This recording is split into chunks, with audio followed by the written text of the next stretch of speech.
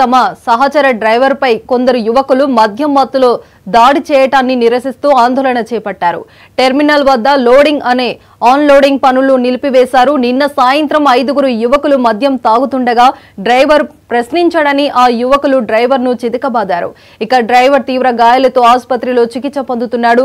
డ్రైవర్ల ఫిర్యాదు మేరకు పోలీసులు 5గురు యువకులను అదుపులోకి తీసుకున్నారు. ఇక అరెస్ట్ అయిన 5గురు యువకుల్లో ఒకరు ఏఆర్ కానిస్టేబుల్ గా ఉన్నాడు.